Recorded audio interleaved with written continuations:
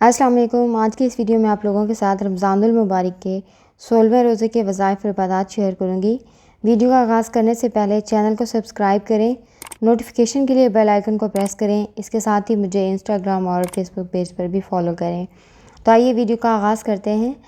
سب سے پہلے نماز تہجد کے بعد یہ درود پاک پڑھنا ہے۔ درود لکھی سلطان محمود غزنوی کی طرف منسوب کیا جاتا ہے۔ کہتے ہیں سلطان محمود غزنوی کا معمول تھا کہ وہ روزانہ صدق دل سے بطور وظیفہ حضور صلی اللہ علیہ وسلم کی ذات پر 1,00,000 مرتبہ پڑھا کرتے تھے۔ لامحالہ 1,00,000 مرتبہ درود پڑھنے میں رات دن کا بیشتر حصہ صرف ہو جاتا ہے، جس کی وجہ سے امور سلطنت کی انجام دہی کے لیے فرصت کا وقت بہت کم ملتا۔ اس طرح ان کی وسیع و عریض سلطنت میں بعض اوقات انتظام درست نہ رہتا۔ ایک رات عالم خواب میں سلطان محمود غزنوی کو حضور صلی اللہ علیہ وسلم کی زیارت ہوئی اور آپ صلی اللہ علیہ وسلم نے خواب ہی میں سلطان کو یہ درود سکھایا اور فرمایا روزانہ نماز فجر کے بعد اسے 1 دفعہ پڑھ لیا کرو تو 1,00,000 درود پڑھنے کا ثواب ملے گا، یعنی اس درود پاک کو جتنی بار پڑھا جائے اتنے لاکھ بار ثواب ملے گا۔ سلطان محمود غزنوی نے اس نعمت عظمیٰ کو عام کیا اور تمام مسلمانوں کو یہ درود پاک پڑھنے کی تلقین فرمائی۔ یہ درود مغفرت اور گناہوں کی معافی کے لیے اکسیر ہے۔ اگر کوئی شخص یہ چاہے کہ اس کے مرحوم شدہ آباء و اجداد کی مغفرت ہو جائے اور عالم برزخ میں انہیں راحت ہو تو اسے چاہیے کہ یہ درود 11 مرتبہ روزانہ 40 دن تک پڑھے۔ اس کے بعد اللہ تعالیٰ کے حضور اس درود کے وسیلے سے ان کی بخشش اور مغفرت کی دعا کرے۔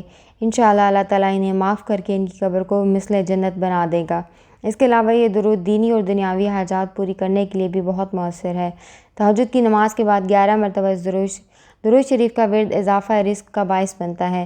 اس درود پاک کا ایک فائدہ یہ بھی ہے کہ جس گھر میں یہ درود شریف پڑھا جائے اس گھر میں اتفاق و برکت پیدا ہوتی ہے۔ لہٰذا جس گھر میں لڑائی اور جھگڑے رہتے ہوں وہاں یہ درود شریف پڑھنے سے اتفاق، امن و سکون اور آپس میں ہمدردی پیدا ہو جاتی ہے۔ اس کے بعد فجر کی نماز کے بعد 100 مرتبہ یہ تسبیحات پڑھنی ہے اور 1 مرتبہ سورہ یاسین پڑھنی ہے۔ سورہ یاسین قرآن کریم کا دل ہے اور بے پناہ فوائد کی حامل ہے۔ ہر طرح کی حاجت روائی کی اس کی تلاوت میں مضمر ہے اور خاص کر اللہ تعالیٰ اسے پڑھنے سے بہت راضی ہوتا ہے۔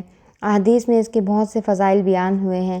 ام المومنین حضرت عائشہ صدیقہ رضی اللہ تعالیٰ عنہا سے روایت ہے کہ رسول اللہ صلی اللہ علیہ وسلم نے فرمایا، قرآن میں ایک سورت ہے جو اللہ کے نزدیک بڑی عظمت والی ہے، جو اسے پڑھے گا اللہ تعالیٰ اسے شریف کے لقب سے نوازے گا۔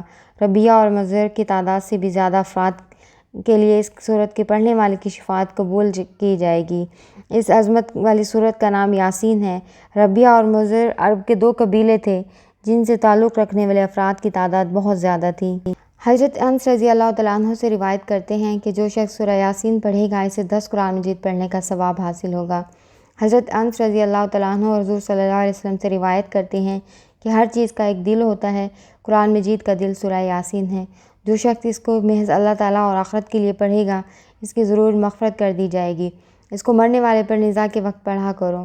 بزرگان دین فرماتے ہیں دنیا کی کوئی مشکل، پریشانی، رکاوٹ، زندگی کو کوئی نظام الجھا ہوا ہو، اس کا تعلق خالق سے ہو یا مخلوق سے، 2 رکعت نفل حاجات و توبہ پڑھیں۔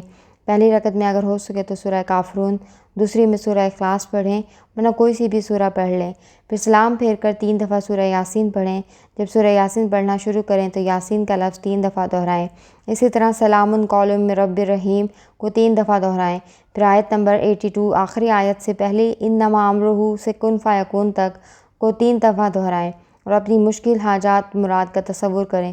یہ عمل ظہر، مغرب، عشاء کے نفل کے بعد بھی اور اشراق و اوابین اور چاشت کے بعد بھی کیا جا سکتا ہے۔ جس کو سورہ یاسین پڑھنا نہیں آتی وہ صرف یاسین 100 دفعہ پڑھ لیا کرے۔ غرض یہ کہ سورہ یاسین کے بے پناہ فضائل و برکات ہیں۔ اس کے بعد ظہر کی نماز کے بعد آپ نے 3 مرتبہ یہ کلمات پڑھنے ہیں۔ حضرت ابو درداء رضی اللہ تعالیٰ عنہ فرماتے ہیں کہ میں نے رسول اللہ صلی اللہ علیہ وسلم کو فرماتے ہوئے سنا کہ جو شخص ان کلمات کو صبح پڑھے تو شام تک کوئی مصیبت نہیں پہنچے گی، اور شام کو پڑھ لے تو صبح تک کوئی مصیبت نہیں پہنچے گی۔ اور اس کے بعد نماز عصر کے بعد آپ نے 3 مرتبہ یہ دعا پڑھنی ہے۔ اس دعا کے ذریعے حضرت آدم علیہ السلام اور حضرت حوا علیہ السلام نے اپنی غلطی کا اقرار اور ندامت کا اظہار کیا تھا، اور یہ دعا خود اللہ تعالیٰ نے ان کو سکھائی تھی۔ تمام انبیاء علیہ السلام کے منہ سے یہ استغفار پڑھنا ثابت ہے۔ ربنا ظلمنا انفسنا پڑھنے کے بعد سانس لیں اور پھر وَإِن لَّمْ تَغْفِرْ لَنَا وَتَرْحَمْنَا لَنَكُونَنَّ مِنَ الْخَاسِرِينَ پڑھیں۔ 24 گھنٹے میں 3 دفعہ اس آیت مبارکہ کے پڑھنے سے انسان کے تمام گناہ معاف ہو جاتے ہیں۔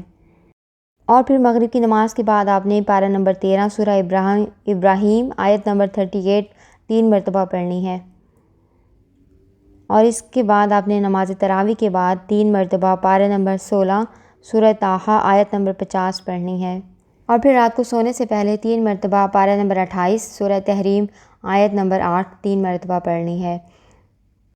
اور یہ تھی میری آج کی ویڈیو، امید کرتی ہوں آپ کو پسند آئی ہوگی۔